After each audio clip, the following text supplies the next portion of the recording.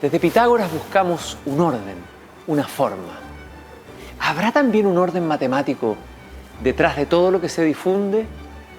La palabra, el calor, el amor, el temor.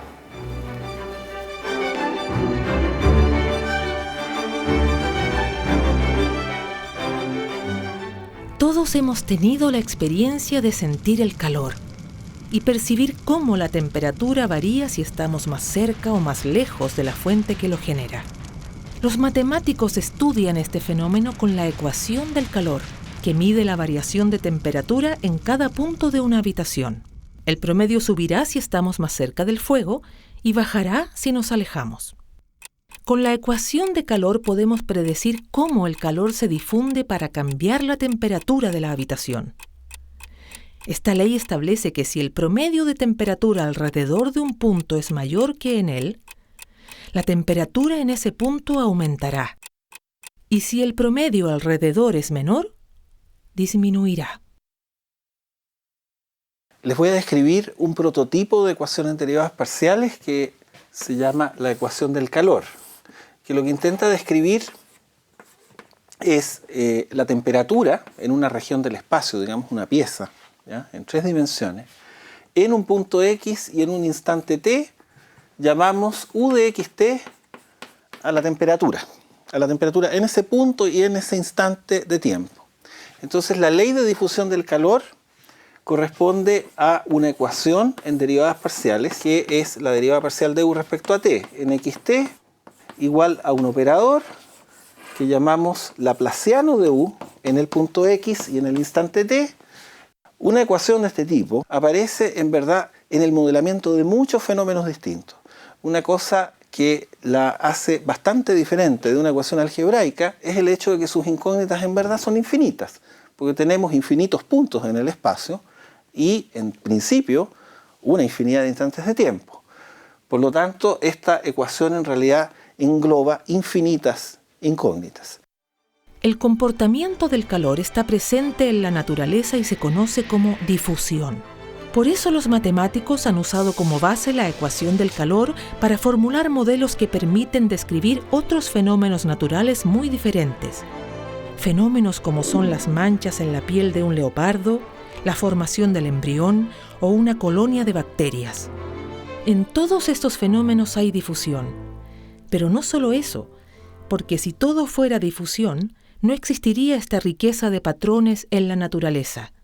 Con la difusión hay estabilidad. Es una realidad constante como cuando se echa una gota de tinta en el agua. La inestabilidad se produce con una nueva sustancia que rompe el equilibrio. Si pensamos que las motas oscuras en la piel del leopardo fueran gotas de tinta que se difunden, estaría todo teñido de un solo color y no mostraría ese patrón característico. Algo se agregó a la difusión natural que fue creando las motas.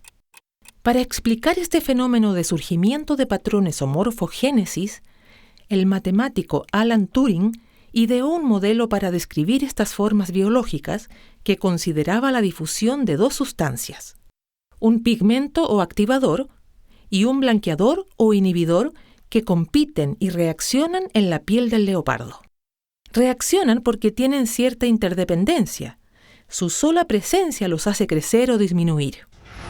El sistema de ecuaciones que establece esta relación tiene como base la difusión, pero se le agregan a la ecuación del calor 2 fenómenos no lineales.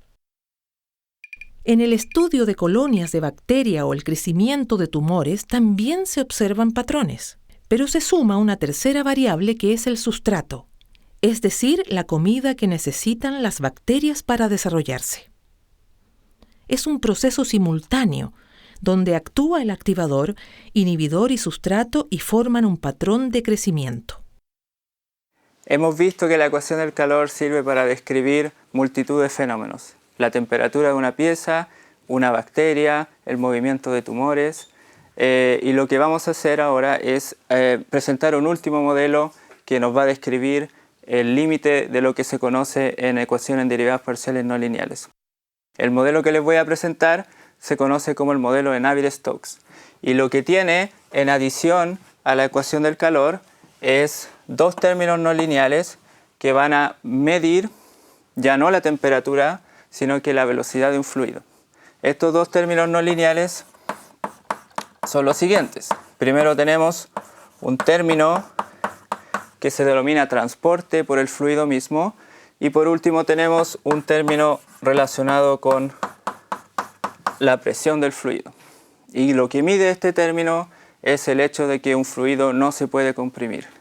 Esta ecuación no se conoce matemáticamente hablando su solución. Las ecuaciones en derivadas parciales no lineales, en particular aquellas que provienen de fenómenos de difusión más términos no lineales correspondientes a reacción, aparecen en una gran cantidad de aplicaciones y, por sobre todas las cosas, desde el punto de vista matemático, encierran desafíos que son realmente gigantescos.